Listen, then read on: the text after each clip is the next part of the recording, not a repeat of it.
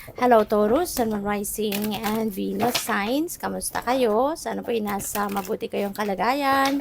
Welcome back po sa Star Tarot. At kung bago kayo dito, welcome din po kayo. Please subscribe, like, share my videos, and leave me a comment po kung nakaresonate kayo. Thank you.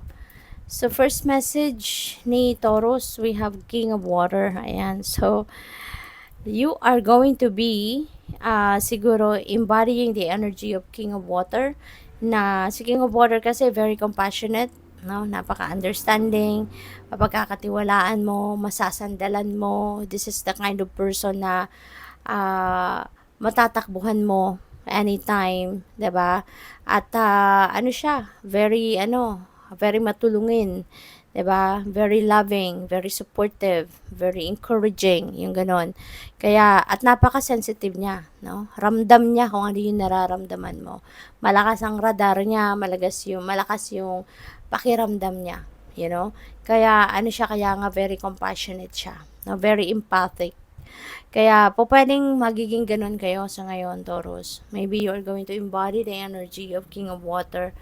At po pwede rin na you are going to be dealing with someone na katulad ni King of Water. Diba? Po pwedeng kailangan ninyo ng advice, no? At maaaring isang water sign ang lalapitan ninyo. Diba?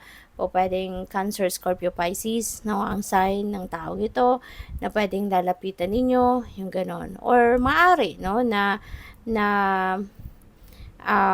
maaari na siya yung isang water sign yung makakatulong sa iyo sa kahit ano man ang kailangan mo. Maaring siya yung magiging buddy mo, yung ganon ba? Advisor mo, yung ganon. So, we have Ace of Fire. Ayan. Si Ace is a new beginning. No? So, meron ditong pasisimulan kayong bagong ganap. No? There is an opportunity, a new opportunity na dadating. You know? At maaari ng opportunity na to will be linked, no, sa pag-express mo ng inyong creativity, sa pagpapakita mo or pag-express mo ng inyong passion, 'di ba? Kung ano man 'yan, ano, pwedeng art, pwedeng singing, dancing, pwedeng siguro magaling kayong magpinta, or kung ano man, no, mag-play ng music. So, whatever it is na related, no, sa inyong creativity, pwedeng yung opportunity na to is linked to that, no? At dahil magiging excited ka, no, sa opportunity na to, so maaaring magte-take action ka kaagad-agad, no? Hindi ka na magmamanya na habit, no? Hindi ka na yung bukas na, sa makalawa na, 'di ba? Sa isang linggo na, maybe you're going to take action right away, no? Kaya good luck sa iyo. So, we also have transformation. Ayan. So, panahon na to ng pagbabago din, no? So, since meron kayong sisimulan, so definitely, talaga mayroong magbabago. 'Di ba? Kasi magsisimula ka ng bagong ganap sa buhay, magsisimula ka ng bagong chapter sa buhay, 'di ba? Kaya maaari, no, na ang iba sa inyo rito is going to change the course of your life. At pwedeng hindi ito kagustuhan mo. You know? Pwedeng yung pagbabagong ito could be a shake up, no? A little shake up sa buhay mo. Magugulat. Pwedeng ikakagulat mo, no, yung pagbabagong ito. Kasi nga, pwedeng hindi mo to plinano, 'di ba? It is the universe, no, going to do this favor para sa iyo na baguhin ang inyong sitwasyon. So, this could be in any area of life, no? Pwedeng sa pamilya to, pwedeng merong magbabago sa trabaho mo, pwedeng sa career path, pwedeng relationship, no? So, depende sa inyong sitwasyon. But this is going to be a big change, no? Malaking pagbabago ito na magaganap, no? Kaya good luck sa iyo. So, tignan natin kung ano pa ang ganap.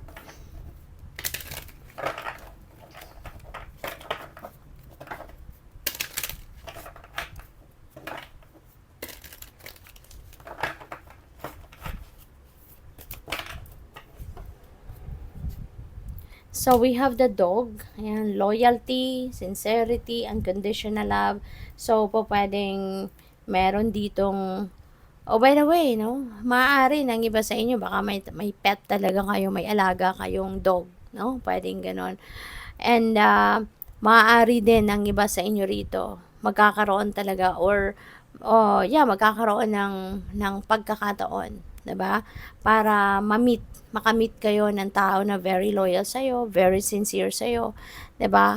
At talagang magpapakita sa inyo, magpaparamdam sa inyo ng unconditional love. So, baka this person could be your twin flame, this could be your soulmate na mamimit ninyo, no? Pwedeng ganon. Pwedeng yung person na to could be seeking of water, 'di ba? Pwedeng siya yung mamimit ninyong bago na maaaring magkakaroon kayo ng love connection, no? Pwedeng ganon. Kung kayo ay single pa, lalo-lalo na. Okay? So, what else? We have partnership. Most likely, ano talaga, 'di ba? Pwedeng bagong makikilala mo ito, no? Kung sino ang taong ito na loyal, no? At maaring magiging kapartner mo siya sa buhay. Maaring magiging jowa mo to. No, maaring siya yung potential na maging partner mo for life, 'di ba? So, good luck sa iyo. So, we have the owl, deception, and wisdom. Maging ano din muna kayo, maging mapagmatsyag din kayo, um, maging observant din kayo, at kung meron pa kayong mga bagong makikilala, na mga bagong tao na stranger na makikilala ninyo, make sure na hindi rin kayo basta-bastang magbibigay ng inyong 100% na tiwala, because you never know, 'di ba? Baka meron dito mga deceptive people din na pwedeng makikilala kayo. Kasi yung partnership na to may not be limited to just romantic relationship na pwedeng kahantungan ng pagkikilalang yan. Maaaring yung partnership na to could be people na makikilala ninyo at pwedeng makipag-collaborate sa inyo, pwedeng mag-offer sa iyo ng business partnership or other kinds of opportunity. So, yun, no? Baka sa mga taong yun, no, kailangan mo na mag-ingat ka. Kailangan na kilalanin mo muna. Kasi you never know, baka meron ditong isang tao na manloloko pala, 'di ba? Baka isa diyan, no, sa makikilala mo bubudulin ka lang pala. Okay? So, yun, maging mapagmatsyag. So, tingnan natin kung ano pa ang mga messages para kay Taurus. We have number 48, financial discipline. Okay? So, this is an important reminder din para sa inyo na hindi ninyo yung inyong disiplina. Okay? Yung inyong financial discipline. Make sure na make sure na maging stricto din ikaw sa sarili mo, lalo-lalo na sa pagmamanage ng inyong kaperahan. Okay? It is extremely important na pairalin ninyo yung disiplina sa paghawak ng inyong pera para hindi masayang, no? Para hindi masayang yung pinaghirapan ninyo. Okay? So, relationship change, merong pagbabago, no? Maaari na yung pagbabagong ito will be in dynamics, no? Maaring relationship dynamics ang maaring magkaroon ng pagbabago dito. So, we also have love partnership. Ayan. So, you know what, Taurus? Kung kayo ay single pa, no, maaari talaga na magkakaroon na kayo ngayon ng love life, no? Baka yung taong ito, no, someone loyal, sincere, maaring siya talaga ang maaring maging jowa mo na. Baka ito na yung potential mo, no, na maging kapartner sa buhay. So, good luck sa'yo. Thank you for watching. Love and light. Namaste.